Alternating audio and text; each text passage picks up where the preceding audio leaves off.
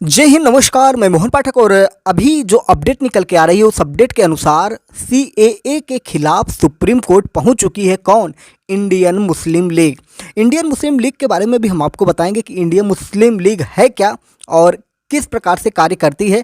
साथ ही साथ ये बताएंगे कि इसने क्यों कहा है कि आर्टिकल 14 यानी कि अनुच्छेद 14 का एक तरह से उल्लंघन किया जा रहा है भारत सरकार के द्वारा। संवैधानिक प्रक्रिया क्या है, आर्टिकल 14 क्या है, ये भी मैं आपको बताने की कोशिश करूंगा। आपको पता है कि हमारे देश में धर्म के आधार पर, जाति के आधार पर, वंश के आधार पर किसी के साथ भेदभाव नहीं किया जा सकता है। ऐसा संवैधानिक प्रक्रिया आर्टिकल 14 से लेके आपका समता समानता सभी प्रकार के अधिकार मिले हैं। फिर जैसे कि आपको आर्टिकल 17 याद होगा जिसमें किसी अस्पृश्यता को लेकर कानून है कि मतलब अछूत वाला कानून है। किसी को अछूत अगर आप कर रहे हैं तो भी आपके ऊपर मुकदमा दायर हो सकता है। तो ये सारी चीज़ें हैं, तो सबको डिटेल में हम जानेंगे। सबसे पहले आपको बता दें कि ऑल इंडिया मुस्लिम लीग जो है ये जब भारत आज़ाद हुआ था उसी के एक साल बाद बना था 1948 में।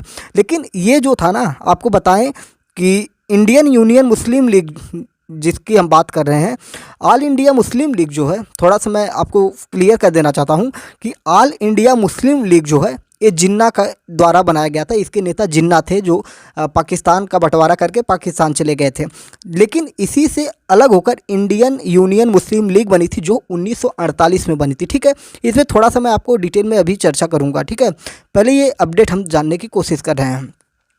इंडियन मुस्लिम लीग ने 12 मार्च को सुप्रीम कोर्ट में नागरिकता संशोधन कानून जो अधिनियम है सीएए के खिलाफ याचिका दायर की है। आपको बता दें कि 11 मार्च 2024 को सीएए कानून भारत में लागू करने के लिए नोटिफिकेशन भारत सरकार के द्वारा शाम को लाया गया था। इसी के खिलाफ याचिका दायर की है। याचिका में कहा गया है कि यह कानून असंवैधानिक और भेदभावपूर्ण है। इससे एक दिन पहले ही आपको हमने सबको डिटेल में बताया था कि क्या है सीएए।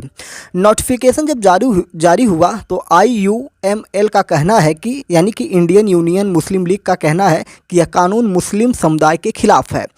इंडियन मुस्लिम लीग या इंडियन यूनियन मुस्लिम लीग सीएए को चुनौती देने वाले प्रमुख याचिकाकर्ताओं में से एक है। आपको बता दें कि सुप्रीम कोर्ट में लगभग जब से सीएए का बात या जिक्र छिड़ी है 2019 से ही, तब से लगभग बात करें तो 250 से अधिक केस दायर किए गए हैं विभिन्न लोगों के द्वारा, जिसमें बहुत सारे लोग हैं, कांग्रेस के नेता हैं, फिर ओवैसी हैं या और भी बहुत सारे लोग हैं।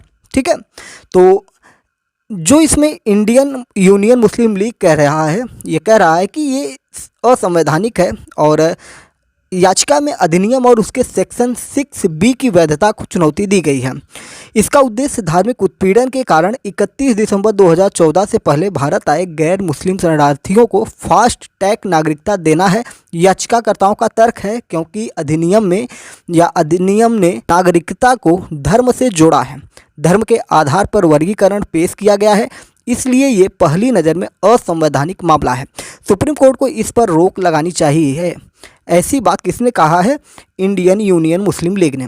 मीडिया रिपोर्ट्स के मुताबिक जो चीज़ें इसमें निकल के आ रही हैं उसमें ये कहा जा रहा है कि केरल में प्रभाव रखने वाली इस पार्टी का ये कहना है कि सीएए के जिन नियमों को नोटिफिकेशन में जारी किया गया है उनके तहत कुछ विशेष देशों से गैर मुस्लिम प्रवासियों को बहुत कम समय में नागरिकता देने की बात कही गई है।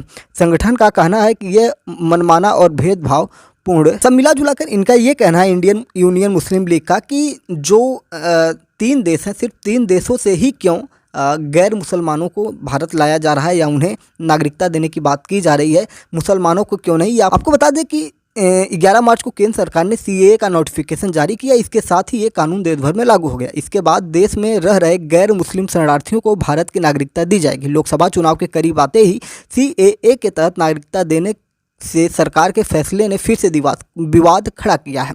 बता दें कि 11 दिसंबर 2019 को संसद में सीएए पारित किया गया था। इसके बाद पूरे देश में व्यापक विरोध प्रदर्शन हुए थे।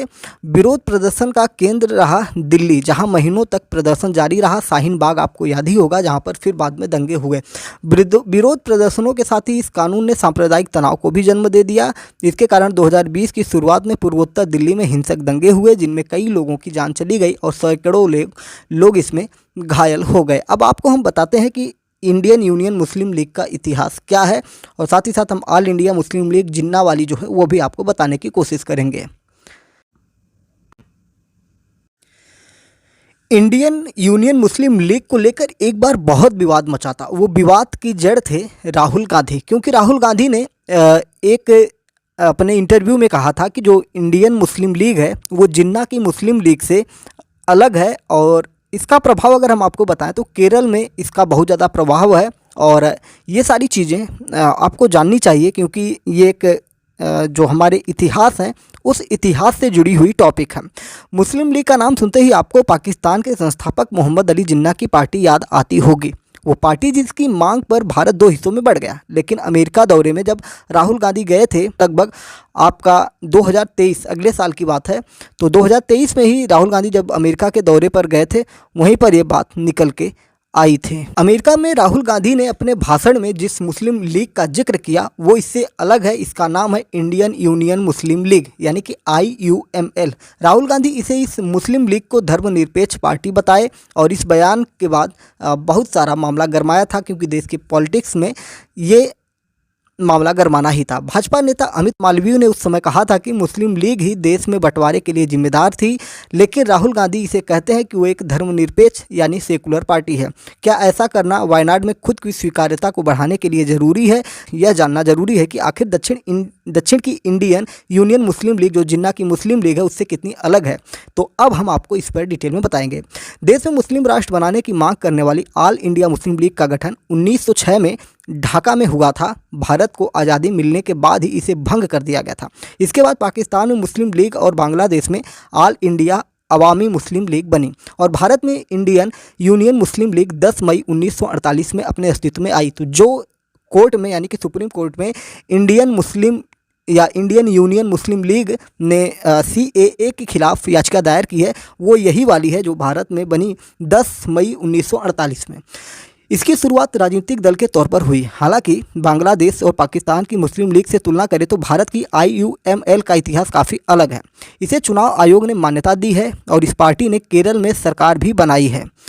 IUML ने चुनाव लड़ा और लोकसभा में अपनी उपस्थिति भी दर्ज कराई है। IUML केरल का जाना माना राजनीतिक दल है और इसे रीजनल पार्टी का दर्जा प्राप्त है। केरल के कई हिस्सों में इस पार्टी का गहरा प्रभाव है। सुप्रीम कोर्ट में इंडियन यूनियन मुस्लिम लीग ने जो याचिका दायर की है उसमें अनुच्छेद 14 के उल्लंघन की बात की गई है। तो अनुच्छेद 14 क्या है वो भी आपको मैं बताए चलता हूँ। भारतीय संविधान के भाग 3 में मौलिक अधिकारों के तहत अनुच्छेद 14 के अंतर्गत विधि के समक्ष समता एवं विधियों के समान संरक्षण का उल्लंघन किया गया है, यानी कि समता समानता की बात इसमें की गई है। संविधान का यह अनुच्छेद भारत के राज्य क्षेत्र के भीतर भारतीय नागरिकों एवं विदेशी दोनों के लिए समान व्यवहार का उपबंध करता है। प्रथम अवधारणा अर्थात कानून के समक्ष समानता का मूल ब्रिटिश व्यवस्था में निहित है। यह अवधारणा किसी भी व्यक्ति के पक्ष में विशेषाधिकार के अभाव को दर्शाता है। इसका तात्पर्य देश के अंतर्गत सभी न्यायालयों द्वारा प्रशासित कानून के सामने सभी व्यक्तियों के साथ समान व्यवहार किया जाएगा, चाहे व्यक्ति अमीर हो या गरीब, सरकारी अधिकारी हो या कोई गैर सरकारी व्यक्ति। कानून से कोई भी ऊपर नहीं होगा। दूसरी अवधारणा अर्थात कानून का समान संरक्षण अमेरिकी संविधान से ये प्रेरित है। इसका तात्पर्य कानून द्वारा प्रदत्त विशेषाधिकारों और दायित्वों के संदर्भ में समान परिस्थितियों में समान व्यवहार और सभी व्यक्तियों के लिए एक ही तरह के कानून का एक जैसे अनुप्रयोग से है। इस तरह यह कहा जा सकता है कि प्रथम अवधारणा यानी कानून के समक्ष समानता एक नकारात्मक अवधारणा है, जबकि दूसरा कानून के समान संरक्षण सकारात्मक है। हालांकि दोनों ही अवधारणाओं का उद्देश्य कानून और न्याय की समानता सुनिश्चित करना है, यानी कि देश में जो भी लोग रह रहे हैं, चाहे वो भारत के निवासी हों या भारत से बाहर के आए हों, सभी को समान तरीके से संरक्षण प्राप्त है। और इसी को लेकर सुप्रीम कोर्ट में याचिका दायर करके ये कहा गया है कि अनुच्छेद 14 का उल्लंघन किया गया है। लेकिन सरकार क्या कहती है? सरकार ये कहती है कि हम उन लोगों को लेकर आ रहे हैं जो अल्पसंख्यक प्रताड़ित लोग हैं, उनके लिए हम ये उनकी रक्षा के लिए बात हम करते हैं। और मुस्लिम जो हैं, जिन राष्ट्रों की बात की जा रही है, पाकिस्तान, अफ़गानिस्तान और बांग्लादेश, ये तीनों मुस्लिम राष्ट्र हैं। इसलिए वहाँ पर वहाँ की जो सेना है, वहाँ की जो प्रशासन है, इनके ऊपर अत्याचार नहीं करती होगी या नहीं करती है। बाकी अदर लोग जो हैं, जैसे हिंदू में हुए, बौद्ध हुए, जैन हुए, पारसी हुए और ईसाई हुए, इन सभी लोगों को कहीं ना कहीं प्रताड़ित किया जाता है। और इसीलिए इनको भारत में नागरिकता दी जाएगी और एक फास्ट ट्रैक की तरह है। इसका पोर्टल भी लॉन्च कर दिया गया है और अब ये लोग नागरिकता लेने के लिए वहाँ पर अपने मोबाइल फ़ोन से ही नागरिकता ले सकते हैं। तो चलिए, उम्मीद है कि आपको चीज़ें समझ में आई होंगी कि ऑल इंडिया मुस्लिम लीग और इंडियन यूनियन मुस्लिम लीग में अंतर क्या है। आपको बता दें कि ऑल इंडिया मुस्लिम लीग जो था ये भारत की आज़ादी के बाद ही समाप्त हो गया था भारत में, और इंडियन यूनियन मुस्लिम लीग जो था 1948 में इसकी स्थापना हुई थी, जो केरल क्षेत्र में बहुत ज़्यादा प्रभावी है। इसका हेडक्वार्टर जो है तमिलनाडु में है। और इसी तरह की चीज़ें हैं। 250 से ज़्यादा केस सुप्रीम कोर्ट में दायर हैं पहले से। उन्हीं सारी चीज़ों को लेकर भारत सरकार ने ये कहा था उस समय कि हमने अभी इसके लिए कानून नहीं बनाया, सिर्फ हमने इसको ड्राफ्ट बनाया है, इसके बारे में बताया है, जब लागू करेंगे तो कानून बनाएंगे। तो अब कानून भी आ गया, उसके नोटिफिकेशन भी आ गए, सब कुछ आ गया, देश में लागू भी हो गया, और उसके पोर्टल भी शायद आज लॉन्च हो गए हैं, मुझे जहाँ तक जानकारी है। और मोबाइल से आप अपने घर से भी इसमें रजिस्ट्रेशन करवा सकते हैं। तो ये सारी व्यवस्थाएं कर दी गई हैं। अब देखने वाली बात है कि सुप्रीम कोर्ट क्या कहता है इस मामले में, क्या इस पर रोक लगाता है या आगे इसको जारी रखने के लिए छोड़ देता है। तो चलिए, फिर मिलते हैं एक दूसरी अपडेट के साथ। तब तक के लिए जय हिंद, नमस्कार, भारत माता की जय। चैनल को सब्सक्राइब किए बगैर आप नहीं जाएंगे, तो चैनल को जरूर सब्सक्राइब करिए, जिससे कि आपको अगली वीडियो की नोटिफिकेशन प्राप्त हो जाए। और अपने विचारों को भी कमेंट बॉक्स में बताइए कि अनुच्छेद 14 का उल्लंघन हो रहा है या नहीं हो रहा है। जय हिंद, नमस्कार, भारत माता की जय।